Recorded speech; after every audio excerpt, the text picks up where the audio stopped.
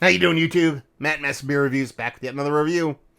Fucking smoke beer time, Rauchbier time. A little bit of OG Märzen roasty smoky kind of time in a form of Aecht Schlenkerla. It is their Rauchbier. It's their Märzen. This is the OG beef jerky beer that I have come to hate in my beer journey. I've just never been a Rauchbier kind of guy, and not that I've sworn off them, but I haven't really kind of gone out of my way to drink them. And that's been my kind of MO for a very long time. But it's been pissing me off that I haven't revisited them because my tastes have changed. Everybody's tastes change over time. I used to hate things as a kid and I love it as an adult and vice versa. So it's been so long since I've really given one of these a kind of whirl. So I figured I'd do that. The kind of catalyst for that was I was at a local bottle shop, kind of local to me. I've never been there before. I popped in. They had an amazing kind of cheese section in there. Like it was like one of those kind of middle of nowhere places. Like, why is there this crazy cheese selection and all these awesome Belgian beers? It can make sense, but in the middle of nowhere. And I was like, oh, we'll go great. I'm like, a little bit of smoked beer. Let's just bite that bullet. I've been talking about doing it for a while, ever since I did in the Schlenkerla, their kind of Pilsner, their lighter beer, the Helles, I believe it was. I've been talking about revisiting these. So I'm going to do two of these. I'm going to do this one, and I'm going to do their smoked Doppelbock, which I don't believe I've ever had. So you'll see two of these in the same day. So anyway, let's dive into it. What does it have on here? It's the Aecht Schlenkerla? Yeah, I'm butchering that. Rauchbier, Märzen. Let's see. The original Schlenkerla smoked beer. It talks about the history of the beer, being a Bavarian beer in Bamberg and Franconia, following the most ancient malting traditions, and copper vessel brewery in 14th century cellars. And that's pretty much what they have going on. 5.1%, so it's a lower ABV beer. You would expect that from a Rauchbier, or a Märzen, I should say. So we'll see what's what. Let's just pop this open and dive into it. I'm really excited to actually drink this, to be perfectly honest with you. It's been so long.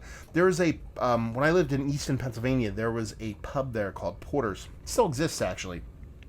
And they had a mug club there. And, I started to work my way through their tap list. Let's do a little side-by-side so you guys can check out the old artwork. It is classic as classic could be. But they had this, like basically a 100 bottle pub with a really nice kind of cultivated craft beer selection, and this and I believe one other Schlenkerla beer was on there, and it kind of kept me from doing the mug club because I just know I hated the beer and I didn't want to drink it. Anyway, super classic labeling, and man, I mean, it's darker than what you'd expect from a typical Märzen. Looks more kind of in that Doppelbock range that I talked about with the pair, the Brethren I'm going to be doing off of it. But looks rich, dark, kind of khaki-colored head, a little bit of erring towards malt balliness, and nice creaminess to it. So she looks the part of kind of more like Doppelbock, or like rich kind of brown ale. Let's get a nose. Yeah, I mean, it is everything that beef jerky is. There is a rich, kind of smoky kind of beef jerky. When I say beef jerky, it's more Slim Jim than like Wild Bill's. It's more of that cured salami meat type kind of beef jerky, as your Land Jaeger, that kind of cured beef product, as opposed to a hard, dried out like kind of beef jerky to it. There's like a fattiness to it almost, but there's also this weird, it's all the smoked meats, man. Fatty smoked meats all the day in this. Yeah. I was going to say something else about a kind of like soft, like tannic tea vibe to it. Almost like an iced tea, like a fresh brewed iced tea mixed with like a fatty beef jerky. I've never had that before, but that's what it's kind of given me. But it smells all the parts of smoked meat. Not typically something I get into, especially when it comes to beer. We're going to dive into it, see what she's got. Cheers.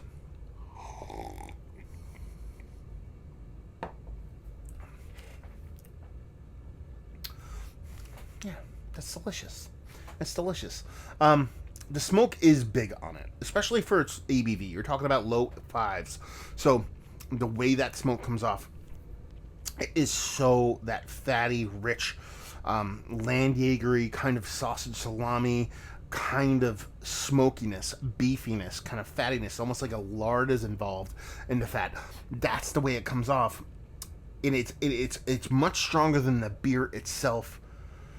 So for some people, including myself, it might get a little bit kind of heavy-handed, but there's a really beautiful mouthfeel involved. Nice, rich creaminess to it. There's a nice, rich roasted malt underneath it, very much like a Doppelbock too. We're getting very much in Bock realm here. I know I talked about that Doppelbock earlier. The other one I'm going to do with this one, this comes more of kind of just big enough to stay a Bock, but not to get to that Doppelbock range. That's the way this kind of comes off mouthfeel wise, and as far as creaminess, there's a nice breadiness to it. So it works. It's a tasty beer. Listen, I don't get a ton of lager vibes off it because of how big that kind of smoke component comes off. But it's not nearly as offensive. And I'm going to use the word offensive because that's kind of how I thought about this beer for many, many years. It's not nearly even close to even being offensive for me. It has a lot of redeeming qualities to it. And mouthfeel alone, it's fantastic. Outside of that, each sip you take, that smoke becomes a little less vibrant, a little less aggressive. And what you're left with is a really nice, rich, bready, slightly like caramel malty kind of Märzen. It's definitely more in that rich range. Like I said, definitely more Bock than base Märzen. And then just adding that smoke on top of it. It's a really tasty beer. I mean, this is food beer all day. This is, eat this and to supplant some smoke, eat this with a bunch of heavy smoky stuff and let it do its thing. I'd really like to drink this with a heavily smoked dish to kind of see how that tempers the smoke in the beer itself and what it could open up as far as flavors go. But yeah, this is a really fun beer. Really tasty. It's just not going to be for everybody, and that's the thing. Like I said, for many, many years, this is a beer that I really just didn't enjoy. Not just the beer itself, but even the idea of drinking one. But going into it now, years later, my palate's infinitely different, and I can appreciate something like that just from a kind of technicality standpoint, but also just from a knee-jerk kind of, enjoyment standpoint. This is something that's pretty damn tasty, and I think it's something that, not necessarily saying if you didn't like this beer, maybe go back and revisit it. You should always do that with any beer you don't like.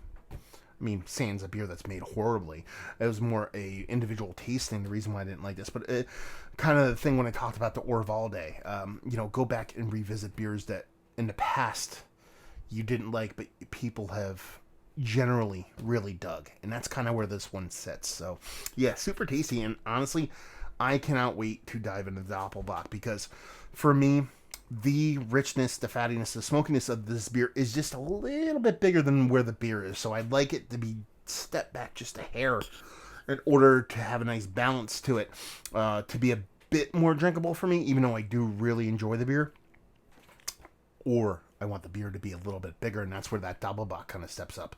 So I'm kind of hoping that one kind of fills that void, kind of melds those two worlds together, brings that richness, that smokiness of where the beer is, but brings the beer up a little bit, and it's a little bit more balanced to where it makes me just a little bit more happy. But all in all, I think it's a really tasty beer. Let's cut to the chase. It's one of the better smoked beers, Rauchbiers I've had as of late. It's number one because I can't remember the last time I had one. But in general, it's a really fun beer, really tasty beer. Not something I'm going to drink all the time, but oddly refreshing in that mouthfeel is to die for. Value availability. I forget what I paid for this. Less than $5 a bottle. And you're talking about these big kind of, what is it? It's probably 16.9 ounces, I assume. I didn't even look. It's a B United import. I knew that. 1 pint, 0.9 fluid ounces, so 16.9, and pretty much get it everywhere. I've always seen this beer readily available. And leave you with, if you like what we like this beer, if you like smoked beers, I mean, that's a bit on the nose, but if you like, your fatty kind of smoked cured meats, your Landjagers of the world, your Slim Jims of the world, you'll dig this, because it's going to give you that, but in a very delicious beer form. And there you go. Another review in the books. Hopefully you guys enjoyed it. Down there if you want to talk about it. Massive Beers if you want to check me out doing the social media stuff. Beer Massive if you want to check me out doing the whole podcasting thing. And hopefully you guys enjoyed the review. Hopefully enjoying a nice smoke jammer right now. And hopefully see you next time. Cheers.